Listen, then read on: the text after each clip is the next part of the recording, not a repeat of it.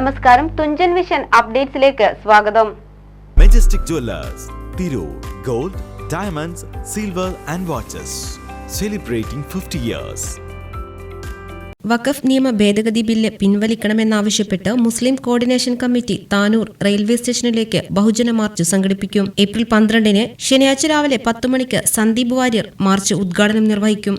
കേന്ദ്ര ഗവൺമെന്റിന്റെ പുതിയ വഖഫ് ഭേദഗതി ബില്ല് പിൻവലിക്കണമെന്നാവശ്യപ്പെട്ടുകൊണ്ട് താനൂർ മുനിസിപ്പൽ മുസ്ലിം കോർഡിനേഷൻ കമ്മിറ്റിയുടെ ആഭിമുഖ്യത്തിൽ 12/4/2025 ശനിയാഴ്ച നാളെ രാവിലെ 10 മണിക്ക് താനൂർ റെയിൽവേ സ്റ്റേഷനിലേക്ക് മാർച്ച് നടത്തുകയാണ്. ഈ മാർച്ച് രാവിലെ 9 മണിക്ക് താനൂർ വാഴക്കത്തെരുവ് അങ്ങാടിയിൽ വലിയ ജമാഅത്ത് പള്ളി പരിസരത്ത് നിന്നാണ് മാർച്ച് ആരംഭിക്കുന്നത്. താനൂർ റെയിൽവേ സ്റ്റേഷനിലേക്കാണ് മാർച്ച് നടത്തുന്നത്. അതിന്റെ ഔപചാരികമായ ഉദ്ഘാടനം, ഈ മാർച്ചിന്റെ ഔപചാരികമായ ഉദ്ഘാടനം കോൺഗ്രസിന്റെ നേതാവും, നമുക്കറിയാം സംഘപരിവാർ അജണ്ട നമ്മുടെ രാജ്യത്ത് അടിച്ചേൽപ്പിക്കുന്നതിലും BJP നേതൃത്വത്തെ തെറ്റായ നയങ്ങളിൽ പ്രതിഷേധിച്ചുകൊണ്ടും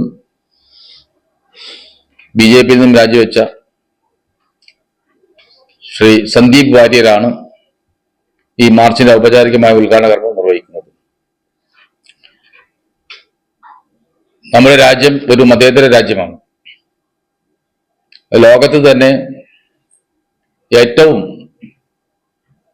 പ്രശംസനീയമായ ഭരണ സംവിധാനങ്ങൾ നിലനിൽക്കുന്ന നമ്മുടെ രാജ്യത്ത് സംഘപരിവാർ ഗവൺമെന്റ് അധികാരത്തിൽ വന്നതിന് ശേഷം സംഘപരിവാർ അജണ്ടകൾ ഒന്നൊന്നായി നടപ്പിലാക്കാൻ വേണ്ടിയിട്ടുള്ള കിരാത നടപടികളുമായിട്ടാണ് മോദി ഗവൺമെന്റ് മുന്നോട്ട് പോകുന്നത്.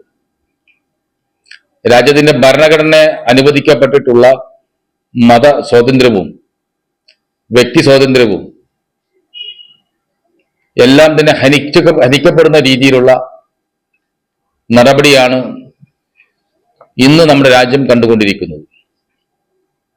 രാജ്യത്തെ 14 കോടി മുസ്ലിം മത ന്യൂനപക്ഷങ്ങളുടെ മത സ്വാതന്ത്ര്യവും വ്യക്തി സ്വാതന്ത്ര്യവും ഭരണഘടന അനുവദിച്ചിട്ടുള്ള മറ്റു സൗകര്യങ്ങളുമെല്ലാം ഒന്നൊന്നായി എടുത്തു കളയുകയാണ്.